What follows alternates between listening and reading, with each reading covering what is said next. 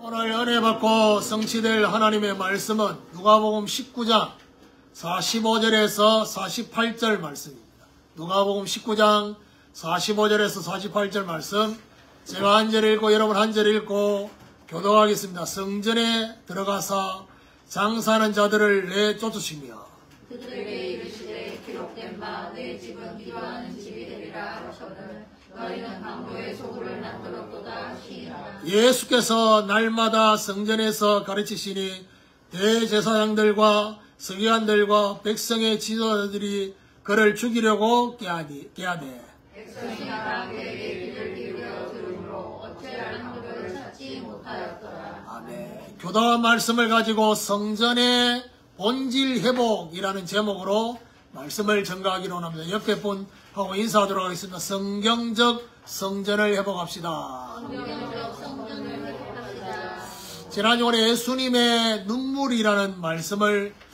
받았습니다. 예수님은 앞으로 예루살렘 성이 함락되고 무너질 것을 바라보시면서 우셨다 했습니다. 그런데 그들의 영적 상태가 어떤 상태냐? 보지 못하는 상태. 그러니까 중요한 거는 하나님과 관계된 또 진짜 중요한 영적인 축복은 전부 다 눈에 보이지 않잖아요. 눈에 보이지 않는 거를 보지 못하니까 결국 불신자들의 그 생각과 반응을 할 수밖에 없는 것입니다. 그걸 보고 하나님은 뭐라고 말하냐? 불신앙이라는 것입니다. 하나님이 역사하고 계시는데 안 믿는다. 그리고 예루살렘 성이 함락되는, 결론에서 제가 어떤 말씀했습니까? 영적으로 함락되지 말아야 된다. 사단에게 함락되지 말아야 된다. 근데 함락이라는 것이 역사적 사건을 보면 이게 디도 장군을 통해서 그래 되어 있지만요, 영적인 함락은요 아주 조금씩 함락이 됩니다. 그 말은 저와 여러분에게는 어떻게 적용되느냐? 타협하는 것입니다. 하나씩 타협하는 거예요. 그러니까 지난주에 제가 어떤 얘기를 했습니까? 영적인 기본부터 회복하자 그랬어요. 예배 회복, 11조 회복, 뭐 이런 메시지를 했습니다. 그리고 세 번째는 성곽과 성전의 완전 파괴에 대한, 결국 파괴된다는 것입니다. 그리고 더 나아가서 이래야 뭐야 되느냐? 예배를 드릴 수 없는 상황이 옵니다. 그리고 우리 후대들이 엄청난 고난을 당하는 그런 것들을 볼 수 있습니다. 자, 오늘 제목은 성전의 본질 회복입니다. 예루살렘 성을 바라보시면서 우셨던 예수님이 오늘 뭐라느냐? 성전에 들어가사, 이 말은 무슨 말이죠? 예루살렘 성으로 들어가셨고 그 예루살렘 성에 들어오시고 난 이후에 성전에 들어가셔서 중요한 것을 행하셨습니다. 여러분, 공생애를 딱 시작할 때 예수님이 제자들을 부르시는 장면이 나오지만은 요한복음 2장에 보면요, 가나 혼인 잔치가 벌어지고 난 이후에 예수님이 성전에 들어가셨어요. 공생애 시작도 그렇고 공생애를 마무리하는 시점에 예수님이 또 성전에 들어가셨어요. 요한복음 2장의 모습과 비슷하지만은 오늘 본문의 예수님의 모습은 시기가 완전히 다릅니다. 이제 공생애를 마무리하는 시기. 예수님의 의도가 뭐냐? 성전을 세우신 본질을 놓치고 있다는 것을 예수님이 지적하기 위함입니다. 그러니까 여러분 아셔야 될 거는, 아직 시간이 좀 남았으니까, 우리로 말하면 심심하니까 성전이라도 들어가 보자, 이게 아닙니다. 예수님은 정말 철저한 계획 속에, 의도 속에 그렇게 발걸음 움직이십니다. 성전과 교회의 머리이신 예수님으로 오늘 저와 여러분 뭘 해보게 되느냐? 본질을 해보게 됩니다. 그러니까 지난 주간까지 메시지는 뭐지요? 본질의 성전 회복이라 했잖아요. 근데 오늘은 성전의 본질 회복. 다릅니다. 다른 겁니다. 그러니까 성전을 회복한다는 것은 본질을 회복한다는 것이고, 그러면 성전 회복 속의 본질은 뭐냐?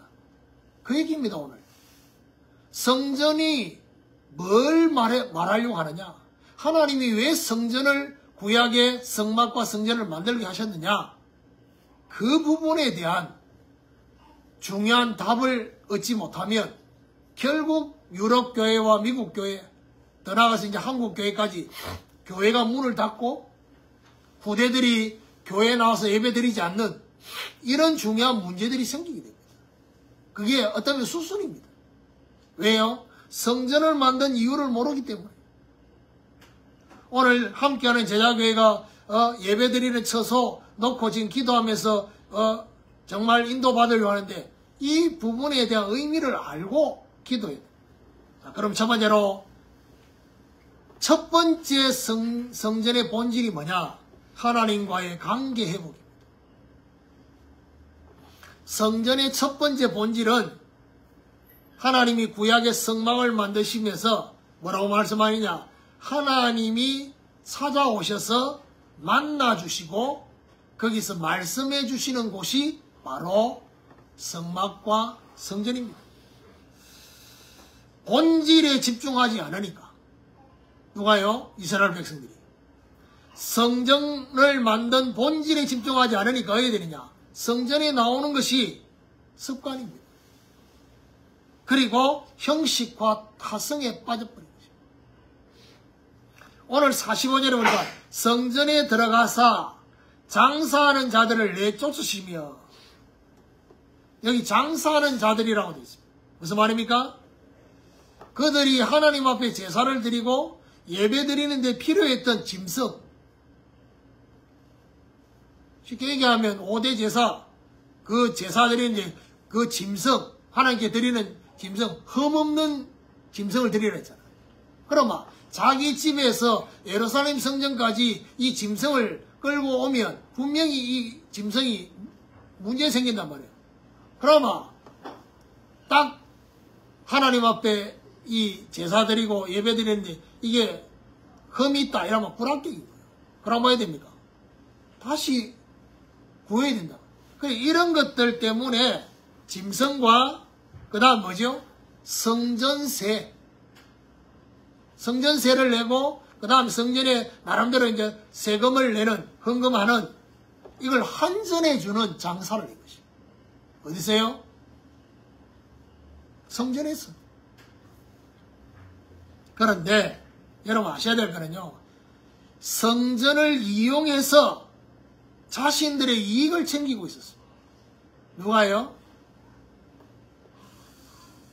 매도자만 이용한 게 아니라 매수자도 함께 이용, 서로가 서로를.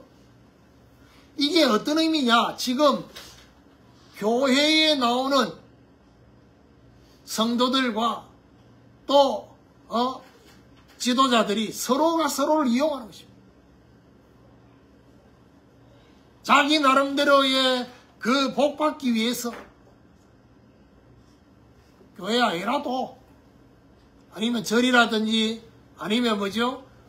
무당한 데 점치러 갈 복채 내놔야 되잖아요. 이제 그런 것처럼 어떤 면에서는 하나님이 주신 것에 대해서 감사가 아니라 이런 여러 가지를 생각해서 헌금도 하고.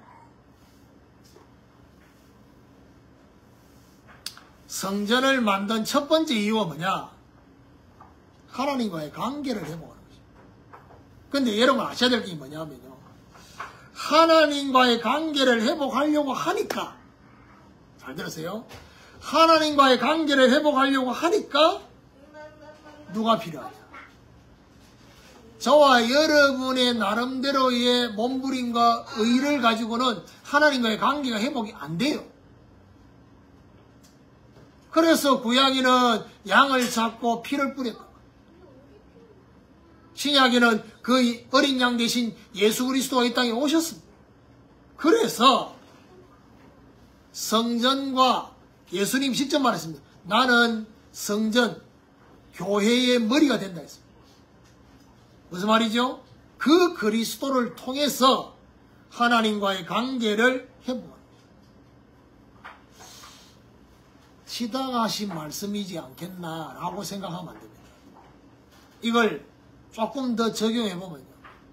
그리스도가 하나님과의 관계를 회복하기 위한 그리스도냐는 겁니다.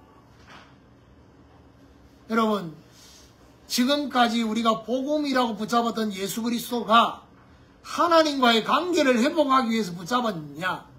아니면 내 문제를 해결하기 위해서 붙잡았냐? 다른 겁니다.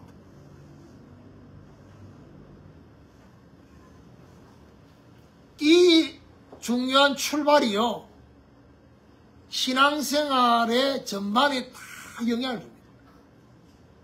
예수는 그리스도 모든 문제 해결자, 아멘인데 문제는 뭐죠? 그리스도가 모든 문제 해결하는 데 집중되어 있습니다. 죄 문제, 사단의 문제, 하나님을 떠난 문제, 문제에만 집중되어 있지 하나님과의 관계를 회복하는 데는 집중이 안 되어 있습니다. 그래서 원래 성전이 만들어진 중요한 첫 번째 이유는 그리스도를 통해서 하나님과의 관계를, 오늘도 저와 여러분 예수 그리스도의 이 비밀을 통해서 하나님과의 사실적인 관계를 회복하는 이 중요한 축복이 있기를 예수 그리스도 이름으로 축원합니다. 두 번째로 만민을 위한 사명 회복입니다. 성전의 두 번째 본질이 뭐냐? 오늘 46절에 보니까 그들에게 이르시되 기록된 바 내 집은 기도하는 집이 되리라 하였거늘 너희는 강도의 소굴을 만들었도다 하시니라. 만민이 하나님께 나와서 하나님을 만날 수 있는 곳, 그게 바로 성전입니다. 그런데 여러분 아셔야 될 것은 마가복음 11장 17절에는 이 본문의 내용을 어떻게 말하느냐? 만민이 기도하는 집이라 했어요. 만민이 하나님과 관계를 맺고 하나님께 기도하는 집이 바로 성전이라는 것입니다. 근데 여러분 아셔야 될 것은 만민을 위해서 기도하는 것과 만민이 기도하는 것은 달라요. 우리가 만민을 위해서 기도도 해야 되지만은 만민이 이 성전에 나와서 기도할 수 있도록 하는 성전. 그럼 어떻게 해야 되겠습니까? 유대인들은 만민이 나오기를 원하지 않았습니다. 자기들만 선민이라 자기들만을 위한 성전이었습니다. 오늘 예수님이 뭐랍니까? 강도의 소굴로 만들었다. 성전의 대부분이 강도들로 가득 차 있었음을 말해주고 있습니다. 왜 그러냐? 이들이 장사했던 곳이, 장소가 여인들과 아이들이, 이방인들이 하나님께 예배드리는 그 장소에서, 특별히 이방인들이 나와서 제사할 수 있는 그 구역에서 뭐 있냐? 장사했습니다. 그러니까요, 사실은 어떤 면에서 이게 교회와 목사가요, 정말 인도받는 데서 너무 중요한 이 사선에 있는 것이 뭐냐면, 예를 들면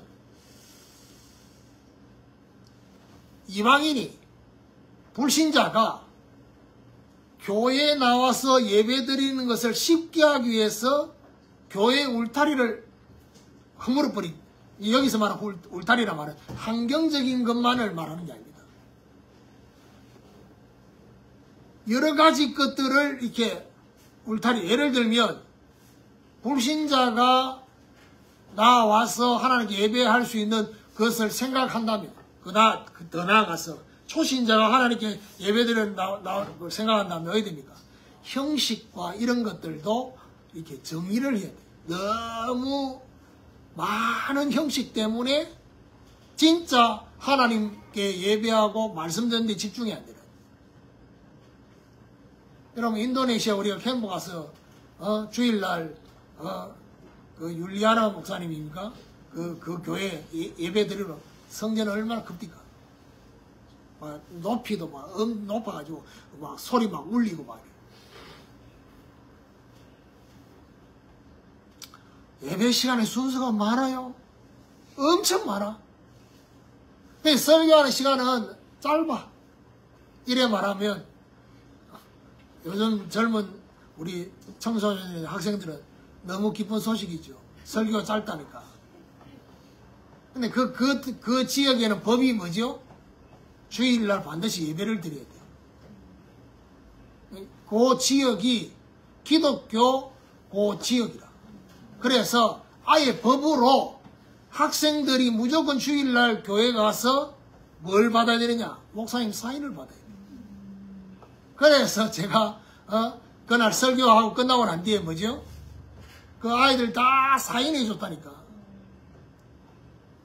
매달 며칠 내 이름 적고를 사인해. 이제 그걸 가지고 학교 가야지 뭐죠? 이게 학점하고 관계가 있어. 그러니까 어떤 면에서는 자유의지가 없어. 학교 제대로 졸업하려면. 그런 거, 이런 거, 저런 거 생각하니까 예배 시간에 많은 순서들이 있는 겁니다. 야, 그런 것들을 어떤 면에서는 불신자나 초신자를 생각해서 드리는 예배. 아니면, 정말 기존 신자들만 생각하는 예배. 이 두 가지를 같이 생각해서 예배 순서라든지 이런 것들까지도 인도받아야 되는 이게 중요한 울타리입니다. 울타리. 그래서 저와 여러분 뭔 생각을 하셔야 되냐. 만민을 위한 사명회복이란 말은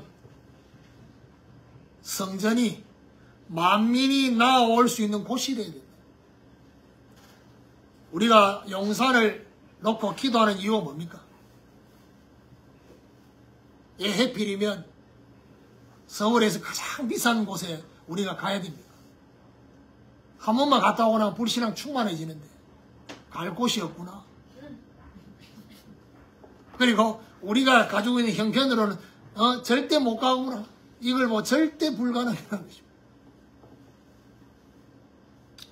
간단합니다. 두 번째 성전의 본질 때문에 아예 다민족이 있는 그곳으로 우리가 예배처소를 옮기겠다는 것입니다.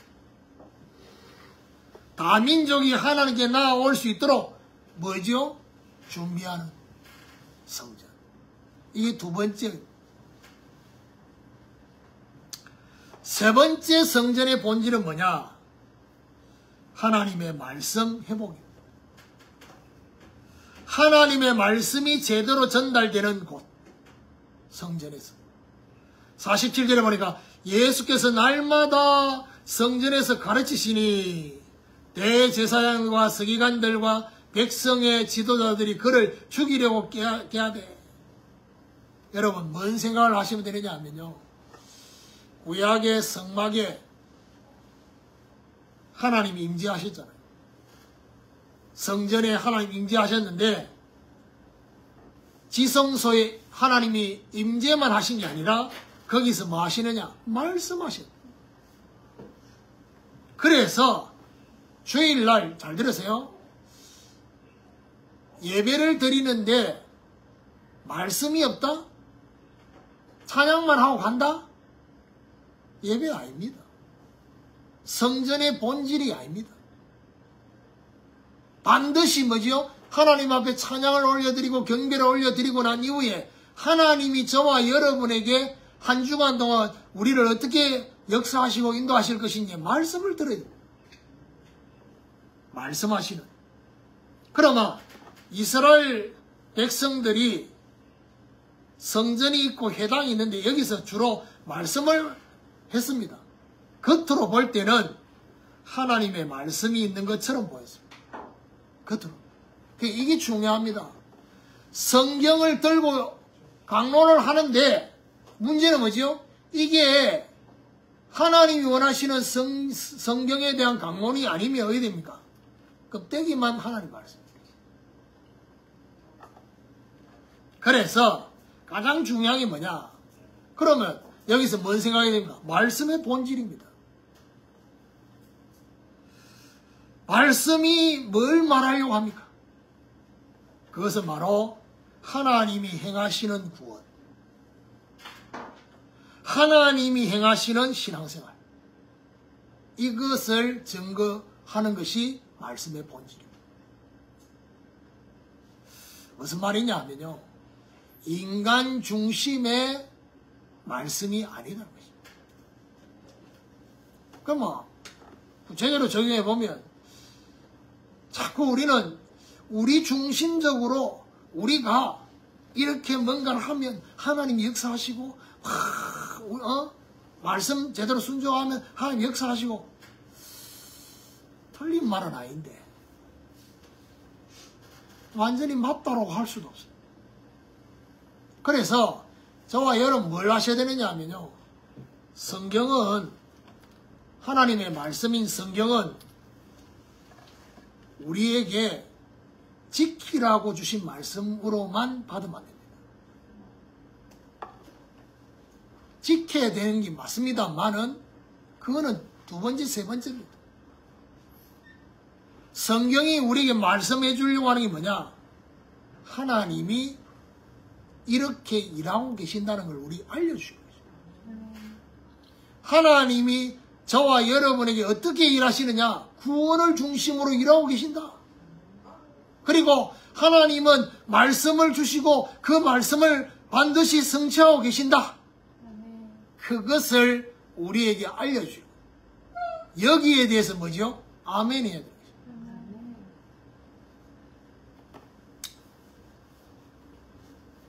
얼마나 웃기냐 하면요, 성경을 킹 제임스 버전으로 번역한 성경 아니고는 성경 번역한 것에 대한 오류가 있기 때문에 하나님의 말씀이 아니라는 겁니다. 그런 목사님도 있어요. 또 그런 교회에 또 성도들이 또 가요. 가면서 자부심을 갖고 나는 하나님의 말씀을 제대로 전해주는 교회로 간다.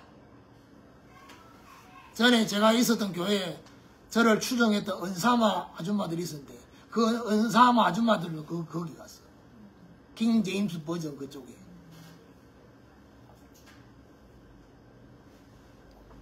근데 여러분 아셔야 될 거는요, 성경을 번역할 때 조금의 오류가 있을 수 있습니다.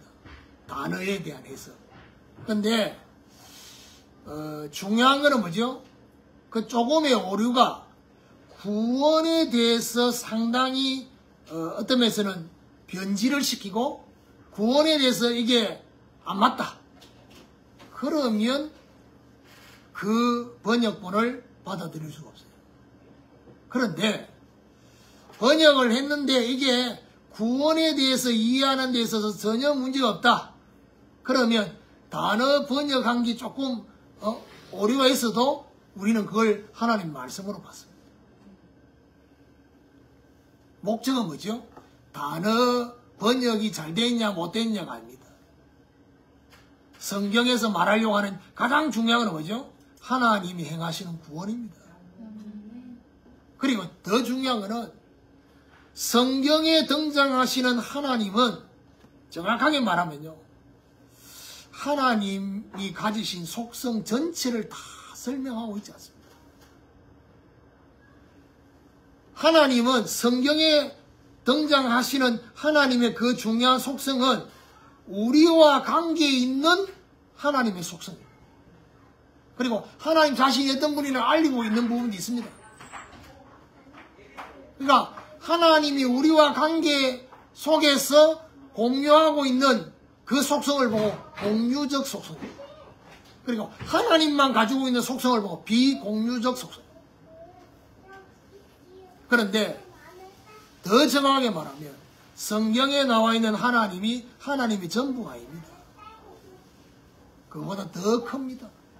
더 깊습니다. 그렇지만은 하나님이 저와 여러분에게 구원과 신앙생활에 있어서 필요한 부분을 알려주시는 하나님의 존재와 이름과 하나님의 속성.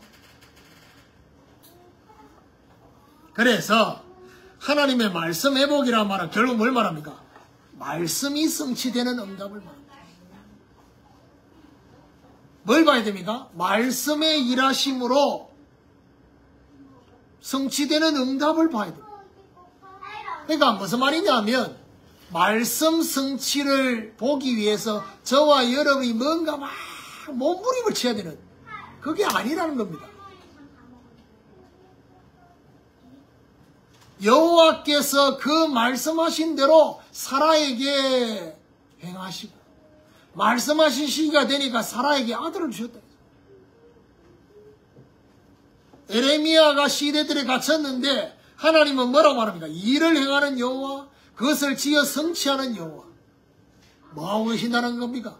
말씀을 주시고 일하시고 그 말씀을 성취하시는 것을 지금도 하고 계신다. 이걸 봐야 됩니다.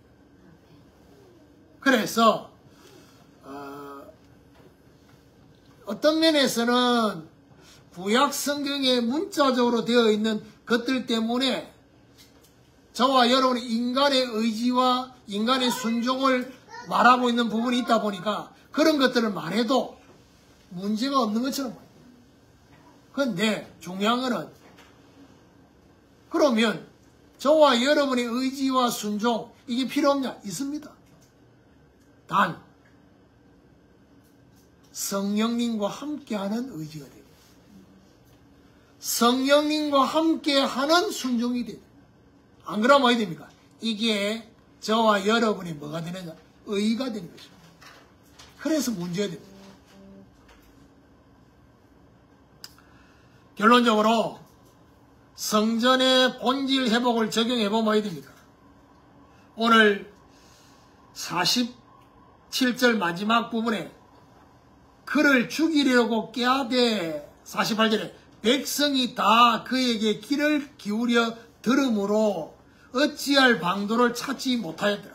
여러분 오늘 여기 등장하는 대제사장, 서기관들, 백성의 지도자들 이 사람들의 특징이 뭡니까? 본질에서 빗나간 자들. 성전의 본질에 빗나간 자들은 언제든지 어떻게 합니까? 본질 회복하는 자들을 죽이려고. 이들의 기준은 뭐냐? 말씀이 아닙니다. 이들의 기준은 사람들의 숫자가 기준입니다. 백성들이 예수님의 말씀에 다 귀를 기울이고 있으니까 어떻게 해요? 어찌할 방도를 찾지 못했다 했어요. 만약에 예수님 말씀을 다 귀를 기울여 듣지 않으면 어야 되느냐? 쉽게 죽일 수 있죠. 더 나아가서 어떤 면에서는 예수님을 별로 죽여야 되겠다 생각도 안 했을 겁니다.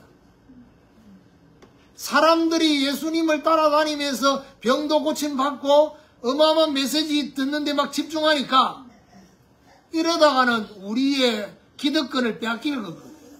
그래서 여러분 성전의 본질은요 교회가 존재하는 본질과도 같은 것입니다. 교회가 왜 존재하느냐? 하나님과의 관계를 회복하는. 그래서 잘 보세요. 결국 저와 여러분이 말씀을 적용하면서 우리가 붙잡아야 될 게 뭐냐? 하나님과의 관계를 회복하는 데 집중하면서 그리스도를 붙잡아야 됩니다. 그리고 만민을 위한 사명 회복을 위해서 만민이 하나님께 나아올 수 있도록 원래 원단의 메시지처럼 어떻게 합니까? 만민을 위하여 기치를 드는 도를 제하고 대로로 수축하는 그리고 하나님의 말씀을 회복하는 이거는 뭐죠? 하나님이 행하시는 구원을 증가하는. 그러면 결국 무슨 말이죠? 저와 여러분이 하나님과 제대로 된 관계가 회복되고 하나님이 저와 여러분 인생 가운데 말씀으로 역사하시는 걸 저와 여러분이 실제로 체험하고 있고 그럼 어떻게 됩니까? 절대로 이 역사가 저와 여러분 안에 머물러 있지 않습니다. 어떻게 됩니까? 파장이 일어납니다. 영적인 파장이 일어나고 영적인 영향이 갑니다. 그게 뭐죠? 가족들이.